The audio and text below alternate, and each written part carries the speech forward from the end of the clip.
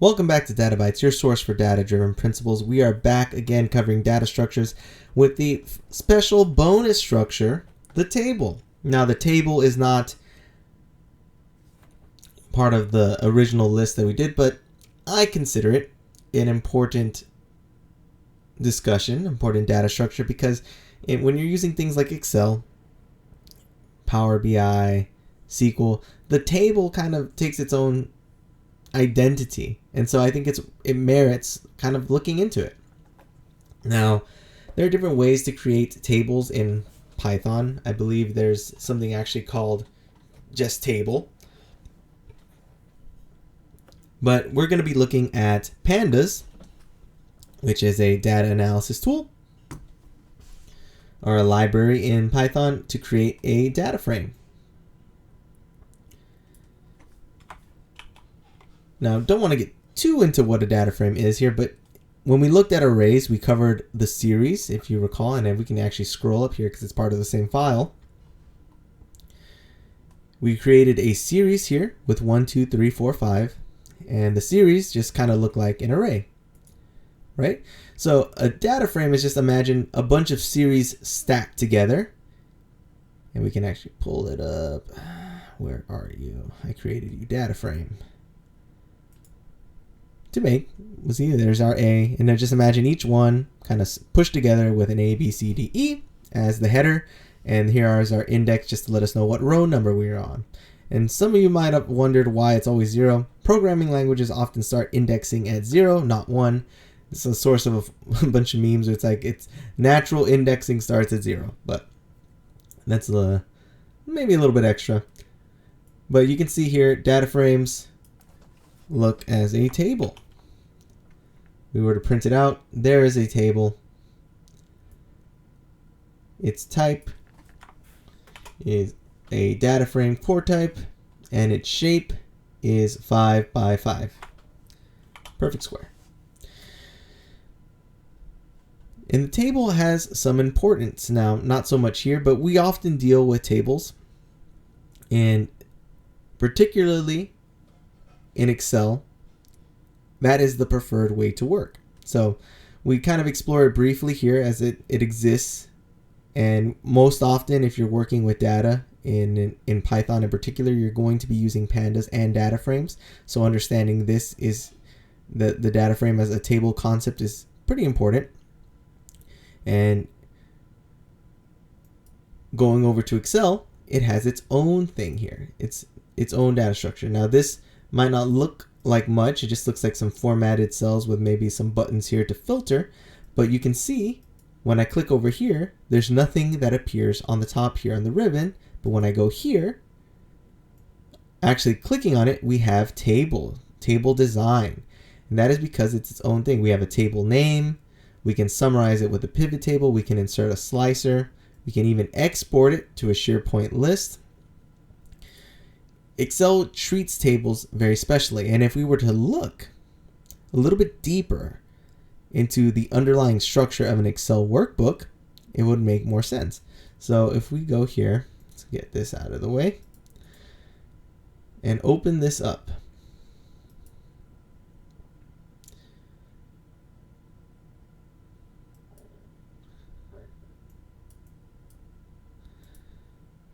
This is what an Excel file is constructed of. Now, you've heard me before in passing say that Excel files are not flat, and this is what I mean. So while this Excel file just looks like, oh, it's an Excel file, there's actually different things within it. So if we were to go on Excel, you can see here's metadata, shared string, styles, workbook, and if we were going, we see here there's two other tables. We have two other folders. One tables, one worksheets. Now there's a hidden sheet in our workbook here, and let me unhide it. Tables 2. Now, tables 2 looks exactly the same as the first one, except when I click it, you can see it's not actually a table. This is not a table. It just looks like one because the formatting is the same. But it's not actually the same thing. and we were to examine, the size of sheet 4 is a bit bigger than the size of the 5th sheet. This is because tables have a little bit more what's called overhead, because the actual table itself has its own size here. Now you might be wondering, well, if it's making my stuff bigger, making my file bigger in size, why would I want to work with tables explicitly? And that is because, one, it may be bigger when you are populating a sheet in Excel with a table, because of this memory implication about having to construct it and then populating the sheet with the values be bigger. But when you work with other parts of Excel, when you start dealing with something called Power Query, and you want to get around Excel's limitation of only working with 1,000,000 rows at once, it starts working only in this table form, and it actually compresses it. You have a lot more ability to compress the information, and it deals with, instead of just cells, it's a columnar. It's always a funny way to say it, a columnar way of working with data,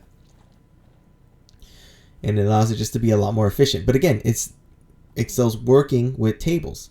And the other part that's great about tables is the ability to reference them universally within a workbook. So if we were to go back here, you see it's called Table 1. Now, and it has its own interesting way of notation. And let me try to write it out here. You see Table 1 at this row, dim 1 gives me 60.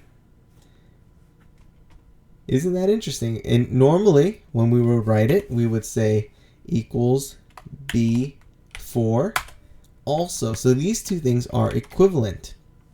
Now, I'm not really sure how it's going to work here actually, but if I drag it down, even though it's exactly the same, you have no real indicator here about it's going through a different value. It's able to reference the next one in the row. Well, if I were to drag this one down, instead of B4, it's going to be B5. Now, you might think the subtle difference is not important, but when you're writing formulas, one, it can make things a lot easier to understand what you're referencing. But again, going to, if I were to write this on a different sheet, like let's say I'm going to write equals B4. Now, I'm going to have to change this value here. It's going to make this 75, 32, 20, 12. Well, let's put 12 here.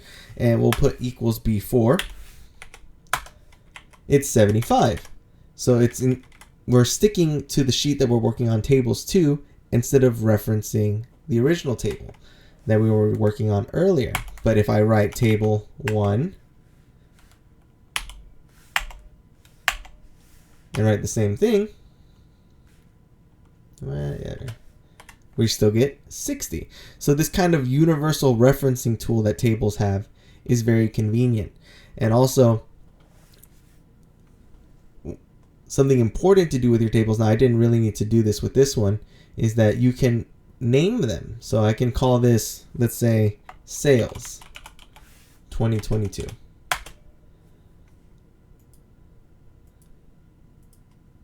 And all of a sudden, my formulas are updated. So I'm saying I'm referencing sales 2022, the first dimension. And if I were to write a formula, like let's say I want to sum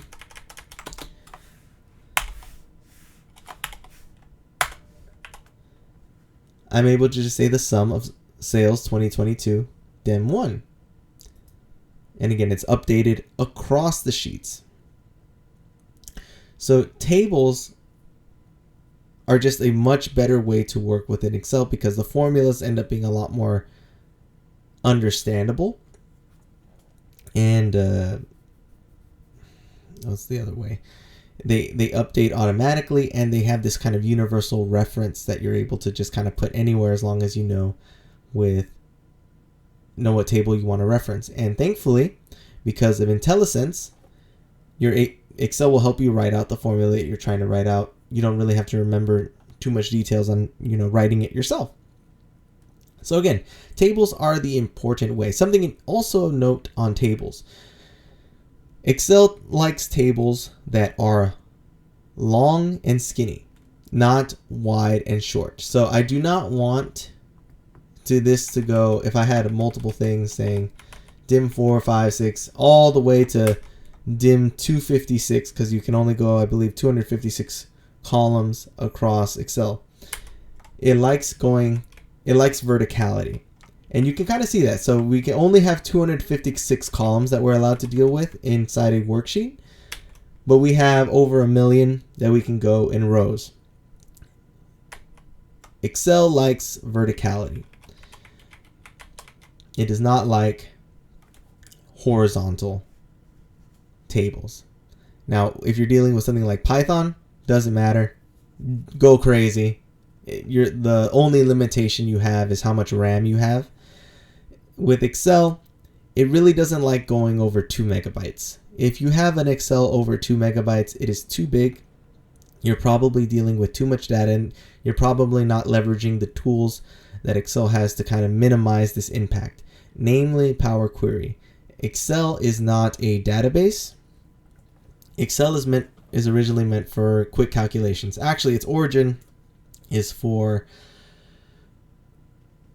being a visual calculator. So it was just to visualize. That's where it started. It kind of evolved.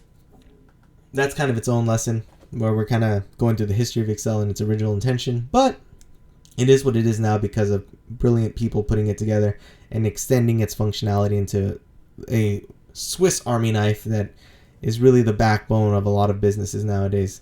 I'm sure you probably work somewhere where it's like everything kind of works off a spreadsheet. It's just that impactful. And so knowing Excel, really understanding it, can really separate you in your work life, and it really makes you shine. And so I think that really covers everything we need to do with tables. Again, it is its own object, as we can see within our 7-zip here. It's its own thing. It has a little bit of overhead. It does increase the size a tiny bit, but it actually is more efficient overall. It's more intuitive to the person using your worksheet, what you're referencing. Your ability to name the tables is a great tool to be able to say what this is for, and also it updates your formula, so you know what you're referencing, and it's all connected. It's a great way to really understand comprehensively what you're doing. And the concept of a table is spreads over to other languages. In this case, we're looking at Python with the data frame, the Pandas data frame, but also with the other functions that allow you to create it, which I believe table, just for fun. Let's see if I can remember how to do it. I think you have to import something, and I don't have it really in this virtual environment. Import sim table. Yeah, no, I cannot recall. Oh no, there it is. I don't think I have it imported. Yeah, I don't have it. I need to install it.